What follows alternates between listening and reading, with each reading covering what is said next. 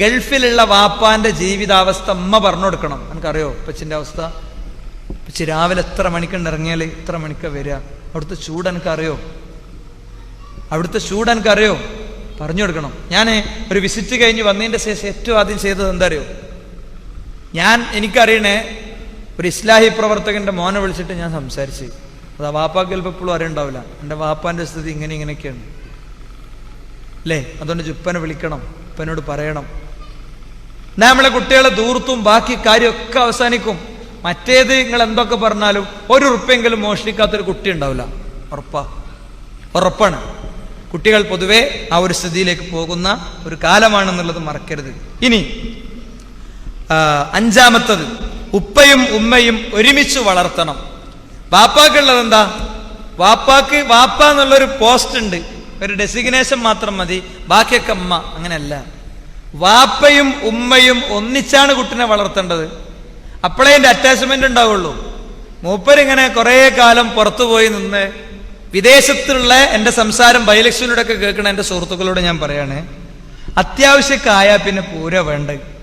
മുത്ത് റസൂലുള്ളാഹി 3 മാസത്തിലധികം സൈനികന്മാരെ യുദ്ധത്തിന് പോലും നിർത്തിയിട്ടില്ല. 3 മാസം കഴിയുമ്പോൾ പെരി പോയിട്ട് പോന്നോന്ന് പറഞ്ഞിട്ടുണ്ട് അല്ലേ. നമ്മൾ കല്യാണം കഴിച്ചിട്ടിന്റെ അടിസ്ഥാനത്തിൽ വികാരങ്ങളെയും വിചാരങ്ങളെയും മുഴുവൻ കടിച്ചമർത്തി നിൽക്കുന്ന ഒരു പെണ്ണും കുടുംബം മൊത്തം നോക്കുന്ന ഒരു സ്ത്രീ ഇവിടെ ഉണ്ടല്ലോ അല്ലേ. നമ്മളെ സ്വപ്നങ്ങൾക്ക് അതിർത്തി നിശ്ചയിക്കണം സുഹൃത്തുക്കളെ. അപ്പുറത്തെ വീടിന്റെ വലുപ്പവും അപ്പുറത്തെ വീടിന്റെ പെയിന്റിന്റെ നിറവും അപ്പുറത്തെ വീട്ടിലെ കാർ പോർച്ചിലെ കാറും കണ്ടിട്ട് നമ്മൾ ജീവിതത്തിന്റെ പദ്ധതി ഉണ്ടാക്കരുത്. നമ്മൾ നമ്മുടെ പരിമിതിയിൽ നിന്നുകൊണ്ട് ചെയ്യണം. എന്നിട്ട് ഉള്ളത് എത്ര കുറച്ചാണെങ്കിലും ആ കുറച്ച് അങ്ങനെ മക്കളൊന്നിച്ച് ജീവിക്കുന്നതിനുള്ളൊരു സന്തോഷമുണ്ട്. ഇത് വർഷത്തിൽ ഒരു 1.5 മാസം വരിക, എന്നിട്ട് ഇവിടെ നിൽക്കുക, എന്നിട്ട് കുറെ സങ്കടം പറയുക, പിന്നെ പോകുക, അവസാനം പ്രഷർ, കൊളസ്ട്രോള്, പിന്നെന്തേനും എല്ലാം. അതിൻ്റെ ശേഷം ഒരു രോഗാതുരമായ ബോഡിയായിട്ട് വരിക, ഒരു മൂലക്കെ കിടക്കുക അല്ലേ.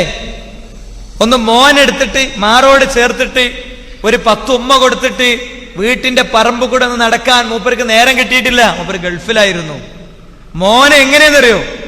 മോനെ 1 മാസം കൊണ്ട് ഭയങ്കര അറ്റാച്ച്മെന്റ് ഉണ്ടായ കുട്ടി ഇപ്പച്ചി പോകണ്ടെന്ന് പറഞ്ഞ് കരഞ്ഞപ്പോ എൻ്റെ ഒരു സുഹൃത്ത് എനിക്ക് അയച്ച മെയിലാണ്, അടുത്ത തവണയെങ്കിലും ഞാൻ വരുമ്പോൾ വീട്ടിൽ നിൽക്കാൻ സാധിക്കാൻ വേണ്ടി നിങ്ങൾ പൂർണ്ണമായി അവസാനിപ്പിച്ച് വരാൻ വേണ്ടി പ്രാർത്ഥിക്കണം. കാരണം ഞാൻ പോന്നപ്പോ ഒരു ബക്കറ്റിൽ വെള്ളം വെച്ചിട്ട് എൻ്റെ മോനെ ആ വെള്ളത്തിൽ ഇറക്കി നിർത്തിയിട്ടാ ഞാൻ പോകുന്നത്. വെള്ളം കിട്ടിയതോടുകൂടി അതിൽ കളി തുടങ്ങി. ഞാൻ വണ്ടി കയറി പോന്നു. എൻ്റെ മനസ്സിന്ന് ആ സീൻ ഒരിക്കലും പോണില്ല എന്നാണ്. ഓരോ പ്രവാസിയും അനുഭവിക്കുന്ന സങ്കടത്തിന്റെ കണ്ണീരിന്റെ കടൽ സുഹൃത്തുക്കൾ, അത് വലുതാണ്. അവസാനം മണിമന്ദിരങ്ങൾ പണിത് അതിലൊരു രാത്രി പോലും ഉറങ്ങാൻ കഴിയാതെ ലോകത്തോട് യാത്ര പറയുമ്പോൾ ഭാര്യ കണക്കൂട്ടാണ്, ഞാനും മൂപ്പരും 30 കൊല്ലമായി കല്യാണം കഴിച്ചിട്ട് ഒന്നിച്ച്, പഠിച്ചോനെ 1 വർഷം കൂടി ഞങ്ങൾക്ക് കിട്ടിയിട്ടില്ലല്ലോ എന്ന് കാൽക്കുലേറ്റ് ചെയ്യുന്നിടത്ത് അവൾ നമ്മളെ ആക്ഷേപിച്ചിട്ടില്ലെങ്കിൽ നമ്മൾ രക്ഷപ്പെട്ടു അല്ലേ. അതുകൊണ്ട് വാപ്പയും ഉമ്മയും കൂടിയാ വളർത്തണ്ട്. ഇനി വിദേശത്തുള്ള വാപ്പാക്കൊരു പണി ഞാൻ പറഞ്ഞുതരാം. ഇന്റർനെറ്റ് കോൾ ഉപയോഗപ്പെടുത്തേണ്ടതിനറിയാം. മോനെ വിളിക്കാനാണ്. മോനെ വിളിച്ചിട്ട് സംസാരിക്കേണ്ട കാര്യം നോട്ട് ചെയ്യണം. മോനില്ലാത്ത മക്കളില്ലാത്ത നേരത്ത് ഭാര്യനെ വിളിച്ചിട്ട് ഇന്നെന്താ, ഇന്ന് എവിടെയും മോനെ, എന്തായാലും എങ്ങനെയാണോ, എന്താ കാര്യം, ഫുൾ ഡീറ്റെയിൽസ് ചോദിച്ചിട്ട് ആ ചോദ്യത്തിന്റെ അടിസ്ഥാനത്തിൽ ഞാൻ കണ്ടില്ല നിങ്ങൾ പ്രസംഗിക്കാൻ കുറിപ്പുണ്ടാക്കിയത്, ഇതേപോലെ മോനെയും മക്കളെയും വിളിക്കാൻ കുറിപ്പുണ്ടാക്കണം. എന്നിട്ട് വിളിക്കണം. എന്തിനായിരുന്നു ഉമ്മച്ചിനോട് മോൻ അങ്ങനെ പറഞ്ഞേ? ഉമ്മച്ചിക്ക് ഭയങ്കര വിഷമായിട്ട് എൻ്റെ അടുത്ത് പറഞ്ഞു അല്ലേ. വിഷമായപ്പോ പറഞ്ഞാണ്. അതുകൊണ്ട് ഉമ്മച്ചിനോട് ഒന്ന് സോറി പറഞ്ഞടാ അറിയില്ലേ. ഇതിന് നമുക്ക് സമയം കിട്ടണം. അത് ഞാൻ ജോലി കഴിഞ്ഞ് വരുമ്പോ വളരെ വൈകും. വിളിക്കാത്ത ചങ്ങാതിമാര് വരെ ഉണ്ട്. 3 ദിവസത്തിലൊരിക്കൽ വിളിക്കും, ആഴ്ചയിലൊരിക്കൽ വിളിക്കും. ഇന്റർനെറ്റ് കോൾ ഉണ്ട് താനും അല്ലേ. എവിടേക്കാ സുഹൃത്തുക്കളെ ഇത് ഉണ്ടാക്കണേ? എവിടേക്കാ ഉണ്ടാക്കണേ? എന്നിട്ട് നാട്ടിൽ വന്നാലോ, നാട്ടിൽ വന്ന ഓൻ പാർട്ടിക്കാരൻ അല്ലെങ്കിൽ സംഘടനാ പ്രവർത്തകൻ. നിങ്ങളെ ദാവത്തി നമുക്ക് ആവശ്യമല്ല. ഇവിടെ നാട്ടിൽ പരിപാടി, നിങ്ങളെ നാട്ടിൽ നിങ്ങൾ വന്നതിന്റെ അടിസ്ഥാനത്തിൽ ഉണ്ടായ ഒരു പരിപാടിയൊക്കെ. പക്ഷെ ആകെ 1.5 മാസം നിൽക്കാൻ വേണ്ടി വന്ന പ്രവാസി അയാൾ പിന്നെ ഹുസൈൻ സെൽഫിന്റെ പരിപാടി അവിടെ, മറ്റേ മുജാഹിദ് ബാദ്ഷാന്റെ പരിപാടി ഇവിടെ. ഈ പെണ്ണോ രാത്രി 1 മണി വരെ അവൾ അങ്ങനെ കാത്തിരിക്കണേ അല്ലേ. ഇതൊരിക്കലും ഉണ്ടായിക്കൂടാ. ഞാൻ ശക്തമായ എൻ്റെ സഹപ്രവർത്തകരെ വാൺ ചെയ്യാണ്.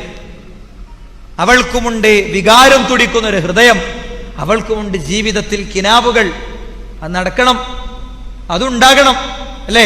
എന്നിട്ട് നമ്മൾ തളർന്ന് ക്ഷീണിച്ചു വന്ന് നമ്മളെ കയ്യും കാലൊക്കെ ഒഴിഞ്ഞ് വന്ന് നമ്മൾ കൂർക്കം വലിച്ചുറങ്ങുക, അതുണ്ടായിക്കൂടാ. അതുകൊണ്ട് എൻ്റെ പ്രവാസി സുഹൃത്തുക്കളോട് ഞാൻ പറയാണ്, ഇതിനൊക്കെ ഒരു അതിർത്തിയും ഒരു പരിധിയൊക്കെ ഉണ്ട്. ആ അതിർത്തിയും പരിധിയും ഒക്കെ പാലിക്കാൻ നമ്മളെ സംബന്ധിച്ചിടത്തോളം കഴിയുക എന്നുള്ളത് ഏറ്റവും പ്രധാനപ്പെട്ടതാണ്. ഇനി